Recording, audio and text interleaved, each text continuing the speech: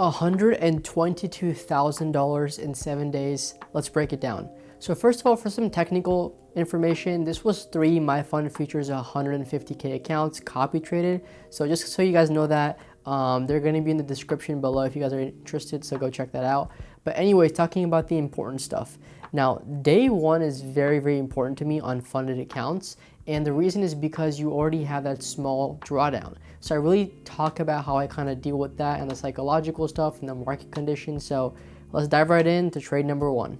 All right, so firstly, this is TradeZella. This is my journaling tool. I automatically kind of import all my trades here, do all my journaling here. If you guys want any information on that, also going to be in the description. So we can kind of see the stats here: 122K, almost 123K, 5.56 profit factor, 85% win rate, trade expectancy, streaks, all that cool stuff. But kind of breaking it down week by week, day by day. First day was a 65K day. We had 3 trades, it says, which is actually 1 trade because copy traded accounts, but we had 21K per account, and kind of let's look at that. So like I was saying, guys, the drawdown factor really matters a lot to me that first day, and I'll show you guys exactly how I go about kind of rectifying that and making sure it's not too big of an issue for me. So the trade plan for this day going into it was I wanted to take longs off of this 260 area. We had data pre-market, we held this area, so I wanted 260 longs off 260 on ES essentially. Now, how did I go about that and how did I kind of tackle that problem with the drawdown? I took shorts right at open here at 276 and I targeted 260, and that way any profit I made on that would stack on top of that drawdown. So on this over here, I made something around 2 to 3K, and then I reversed that position off of here into our TP over here for longs. So took longs off 260, took shorts from here, took them off at 260, flipped the position, and pretty much at a perfect trade to here. All of this while keeping the size consistent and the same. So it was a very, very good trade in that regard. It's why TradeZella is marking it as a short, because technically it was a short, which I just flipped into a long. But that's kind of how I went about it. I essentially just took our charge from here to here and stayed with my plan of wanting to take longs, and that's what I'm really happy about. A lot of times when you take this initial trade, people's whole bias changes and they keep trying to hold these shorts for like a move down to here or something. I stayed level-headed, flipped my shorts into longs like the original plan was, and then I took them off at this major level over here. And the way I like to go about it for your initial trades really is I don't like to take a lot of trims because I'm trying to stack my drawdown. I like to be 1 in, 1 out. In this scenario, I did take a trim, but I realized like, hey, you know what? I want to just take the money I have, so I closed the rest of it here. Could I have made more for it to go up here? Yes, but the amount it went up was so negligible that for me, I was perfectly fine just taking profit here, not risking potentially losing all the way down to here and potentially all the way back down to here. So for me, this was pretty much an A+ setup. What I like to do after I kind of mark down these entries and exits on TradeZella is go much deeper into my journaling. Right here in my daily journal, I kind of break it down. I put everything pretty much perfectly. I gave this a 5-star review pretty much on my trade. So that is trade number 1. 65K day, pretty much covered majority of the profits, or almost a little bit more than half, I believe, of the profits of the overall month and of these 7 days. But let's look at trade number 2 and see kind of how it went about the second day here. So for the second day, we made 20K across 3 accounts, which is around 7K per account. Now let's break down this trade over here. Now second day, after a major big day, I'm always going to size down simply because it's statistically known that people have their biggest losses after their biggest wins. I am not trying to be part of that statistic. So I made sure to size down from 8 ES the previous day to 6 ES this day. And one thing I want to talk about this while I kind of set this up here is a lot of people trade NQ and most people don't trade ES. I trade ES because it trends much better than NQ does generally, and it's less whiplashy, so it's easier to stay in trades. But looking at our second trade over here, the trade plan was to take calls off of this area over here. We kind of held this general wick area. So I took longs once we kind of bounced off of here, and my first TP was simply high a day. Generally when we're playing these range days, my basic TP is going to be from low a day to high a day, at least going to trim some there. So I took a trim over here, and then I was pretty much like, hey, you know, I'm going to give this some room. We had a very good day yesterday. I took some off here. It's going to be very hard for me to lose money today or lose net money. So I have some buffer to work with, some cushion to work with. So after this trade kind of came back down here, after this move up to this zone, I held it off of this base over here, and I took it all the way up to here, and then when it started to look, it was like it was getting a little invalidated over here, I cut the rest of it. Now, did it run another leg up later on? Yes, but this is one of those situations I tell people where this isn't a situation of holding a trade, this is a situation of re-entering. Now, if you look at the risk to reward here, I would have to give up all of this to potentially gain this much. It's barely a positive risk to reward, so I was perfectly fine cutting it here. Maybe I could have re-entered here, but looking at the previous day and looking at the gains this day too, I was perfectly fine calling it a day. But with that being said, looking at our trade journal over here, pretty straightforward. The call entry was good. The reaction was a bit slow. Now what I mean by that is if we look at our entry over here, I entered this trade numerically speaking at 334.75. So if I were to kind of draw that out, that's going to be at 334.75, pretty much the high of this candle. So when I say my reaction was slow, what I mean is on the 1 minute, I generally should have entered after I saw this wick hold and this pop over here. So it was a little bit of a late entry is what I mean by that reaction was a little bit slow. But that's kind of just grilling myself and being overcritical. I would not say it's too much of a big deal. First trim was textbook. The hold through that was definitely kind of an issue. Same way I didn't hold through this move down to here. I technically should not have held for this move down to here. I should have cut it on this invalidation and potentially re-added it here. So this is the only criticism I have for this trade is I should have cut and re-entered. I would have made more money and it would have been the correct move because technically this could have just failed here and gone all the way down to well below break even and became like a net break even trade even after the trim. So overall, pretty much like a 4 or 5 star play, not too much to complain about. But let's go look at the third day now. So third day was pretty similar to our second day profit wise, 21k against 7k across per account across 3 accounts. That's 21k. Let's kind of look at this trade.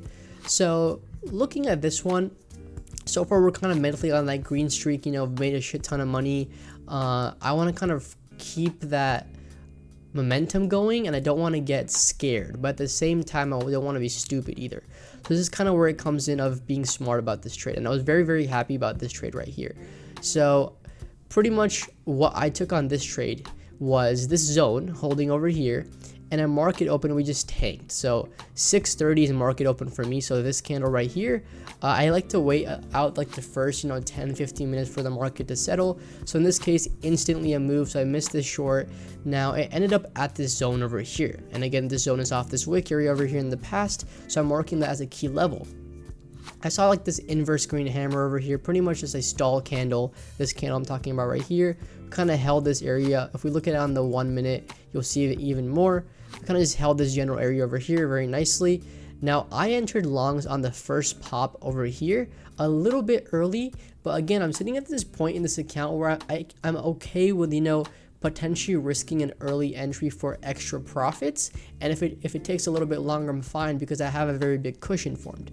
So in this scenario over here, I was kind of holding because I was like, okay, I want to see this trend line break out, and this general zone continued to hold. So even though we kind of wicked below it, it held above it, and especially once I saw this green candle kind of close above this level, I was like, hey, this is starting to look really good. So I held this trade straightforward, exit at high a day test. That was my TP, that was my level.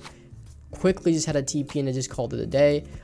We had a little bit of a kind of a rejection over here, which is why I cut it a little bit early. You can see I did trim it because now that we have that buffer formed, now that we have that cushion formed, I'm okay trimming and letting my runners run. But once I saw this rejection, I got a little iffy and I cut it. Could have definitely let it run a little bit more, but I'm perfectly fine considering this candle we saw later in the day.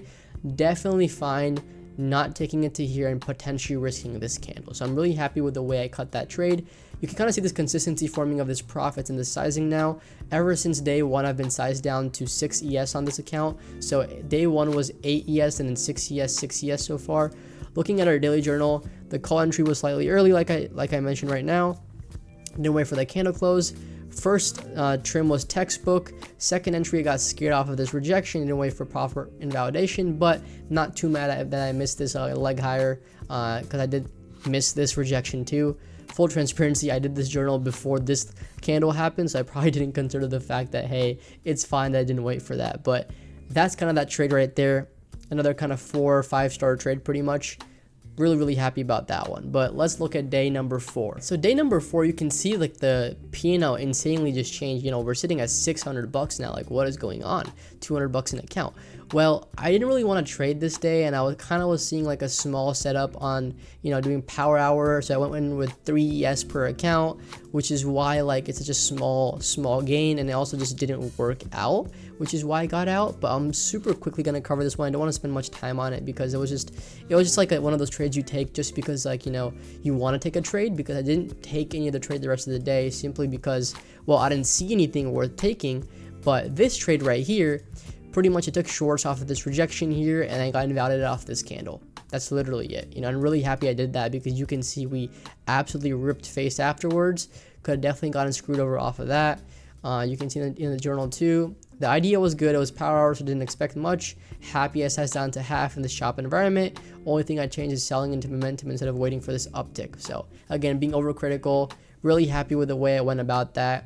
And I didn't take any trades that day simply because I just didn't like the market conditions. But you guys can start to see how my psychology is playing a role here. You know, shit conditions. Didn't take a trade pretty much all day. And when I did take a trade, I sized down and I cut it very quickly when it didn't work my way. So I'm really happy about that. But let's look at the next day now. So now looking at this trade right here, this was my last trade for this week because I was planning on going on vacation for the weekend and after this essentially. So 15K day, 5K per account. Let's kind of check it out. Again, the sizing remained consistent here too, but let's look at the trade itself specifically. Okay, so right here we entered off of this pop, we entered longs right here on this candle. And again, did not wait for the candle close. And if we go to the 1 minute, you can kind of see that. On the 1 minute, it's like, oh, it looks nice, but we did not wait for the higher time frame close, which is why we got a little bit screwed off of this, and we went into some decent drawdown right here. If you look at our running P&L, you can see that it was negative for a while before it became positive. So let's check it out and see kind of why I held it, and like why I was crazy enough to hold through all that drawdown, and how it kind of ended up green, and why this was like a bullish setup internally essentially. So on the 5 minute right here, looking at this, I entered because this candle was looking like a nice pop off of this wick zone, but obviously rejected and rejected, and this is where it started to look better to me. So this is why I held, because this is looking like, you know, that trade I showed you guys, you know, two days ago, where it was kind of wick holding that area. So this is very nice. Then we saw this massive red candle. Now the thing is, generally when I see these massive red candles and I'm already in a long, I tend to not cut it because I'm trying to see where it's closing at. In this scenario, it's kind of closing at this candle stack. When I say candle stack, you know, wick here, wick here, wick here. So multiple candles are stacking at this level here. So that's kind of why I held it, just to see the reaction that would happen. And I was like, maybe I can break even on this trade. Maybe this can recover.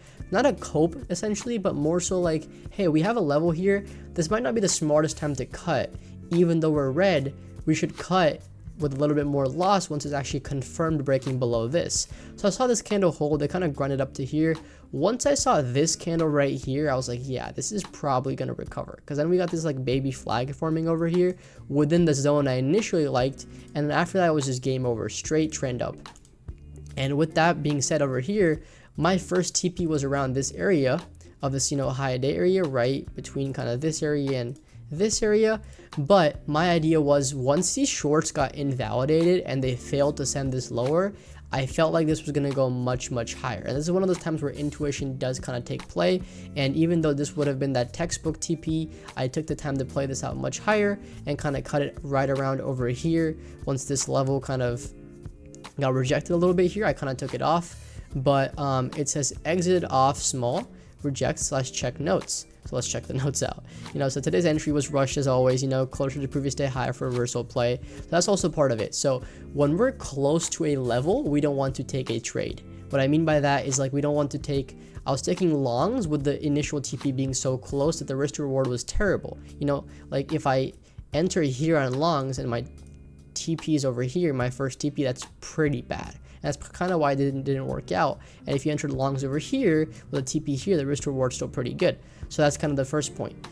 Exit was good. I decided to punish myself a little bit on this exit simply because of a bad day, and I do this very often. When I take a bad trade and I get bailed out to an extent, I tend to not over reward myself simply because in the back of my head, I don't want to tell myself, oh my god, I did so good because of that trade, you know, even though it was a shit entry and stuff, I did so good.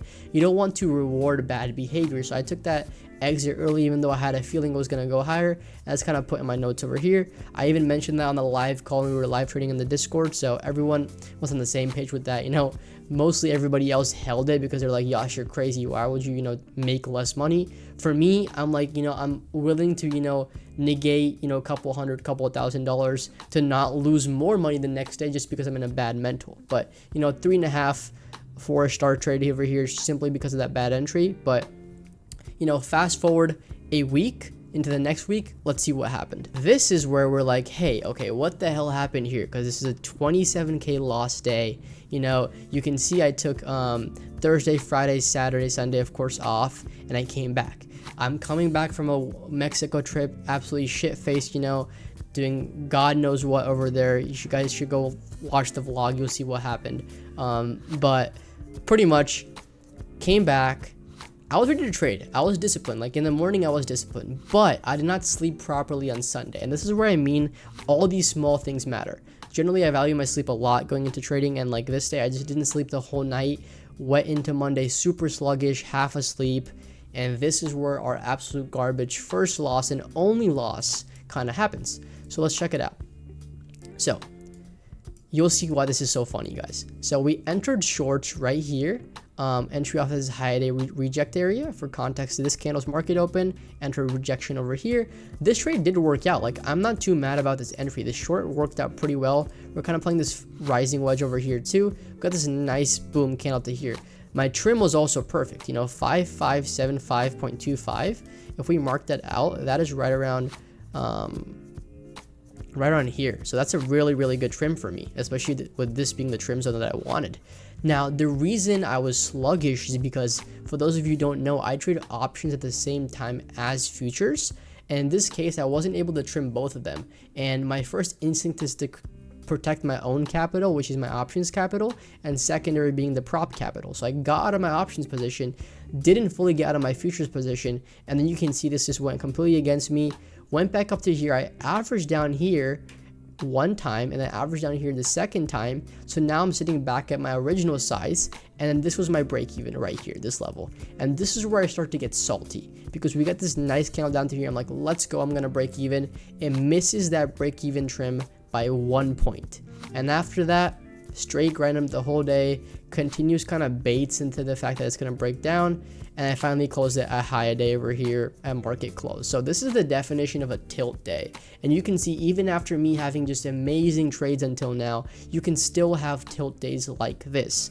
And all you can say is, shit, let's look at what happened going into this day. You know, came off of a break, off of an unserious environment, came into Sunday, did not get enough sleep, woke up sluggish, you know, got greedy over here with this trim. Everything kind of adds up, and you can see here, I mean, in the journal is pretty much exactly what I said, you know, got a little bit unlucky with this trim here. But what I want you guys to take away from this is going to be that these unlucky situations should never happen in the first place. Yes, it's unlucky, but had I gotten completely out over here, this situation would never have happened in the first place. So majority of these situations that are unlucky tend to happen because we're not disciplined in the first place. Now, here's what's going through my mind going into the next day right now. It is, guys, we have not lost a single trade until now, and we just had a major loss, you know, almost 30K, big loss. How are we going to deal with this the next day? So let's check it out, which is the final day on this account before requesting a payout. Boom, 27.4K day. Recovered all of it and made a couple hundred extra. Let's see how we did that. So locked the hell in. First of all, I locked the hell in. I woke up and I knew exactly what I wanted to do. I was ready. I had the charts open. I was disciplined. And this is by far the trade I'm the most proud of without a doubt within this whole journey and within these 7 days for sure. So there's multiple reasons why. So market open happened here. Again, like I told you guys, I like to wait the first 10-15 minutes for the market to settle. Complete dog shit price action over here. You can see this literally just grinding up here. I waited because once I missed this, I'm waiting for shorts. Now, where am I waiting for shorts for off? The nearest high is over here. Boom. That's where I want shorts off of.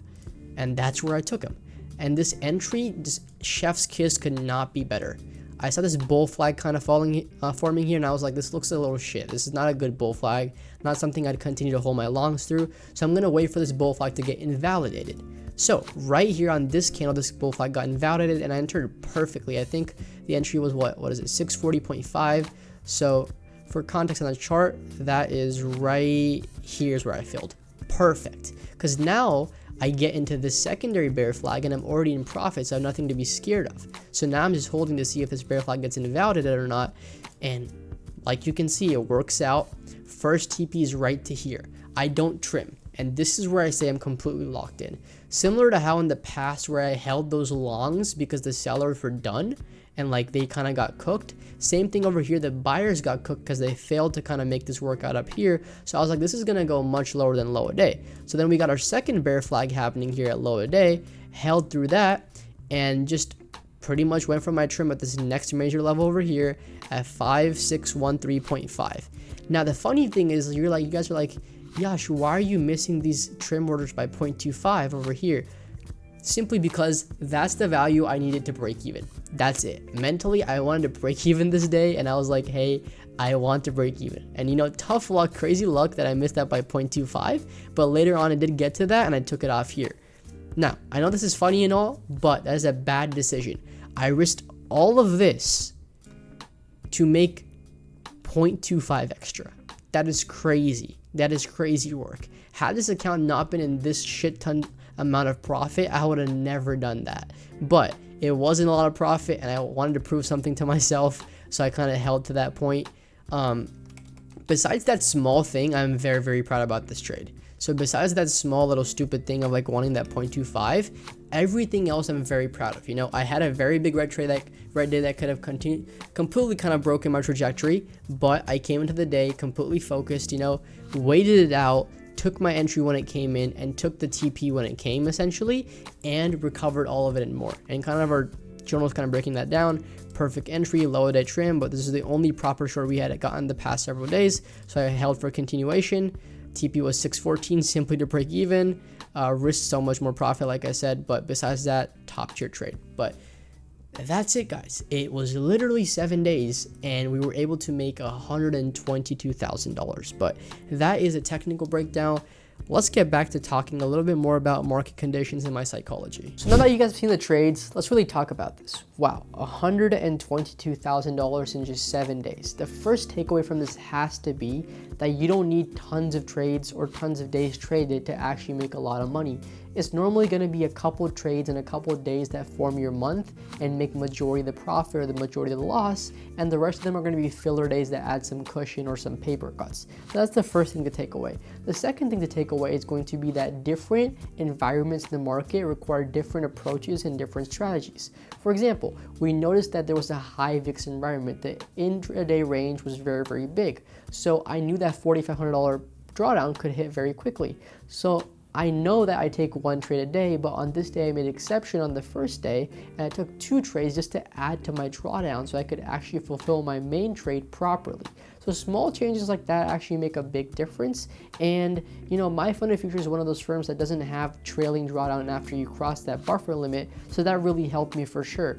And what I tell people though is you don't want to scam firms, of course, but you want to play the game properly. And those are 2 very different things, and I feel like I played the game properly. I'm not saying that buffer is a bad rule, but for me, it wasn't helping me. So I had to make sure that I got that out of the way as soon as possible, because I knew in my head, if I spent 3-4 days trying to get past that, sooner or later, mentally it was gonna catch up with me and completely ruin me. So I got that out of the way. You have to find what your mental block is and get it out of the way as soon as possible. But guys, what I really want to talk about also is that you guys got a chance to see my trading style. It's very, very simple, very, very straightforward. I choose to make trading simple, not complicated. I always believe in the phrase that trading is simple, but not easy. Now, those are two very different things, simple and easy. Something can be very simple, but very difficult, trading being one of them. Something can be very complicated, but very easy. We see, scenarios of that all the time. But when I teach people trading, I like to keep it very, very simple, very straightforward, because that's my style. And you guys got to see kind of a example of that here today. But if you're trying to take that next jump and completely learn my style to its core, that's going to be in the description below. But only join if you're ready for the grunt work, you're ready to be serious. I'm not a signal bot service. I'm here to make you guys legit traders who can trade with me or without me. So it's going to be a journey. So unless you're ready to kind of get bashed on whenever you make a mistake and I'm there telling you you're wrong, don't join. But if you are, I will make you profitable. And let's leave on that.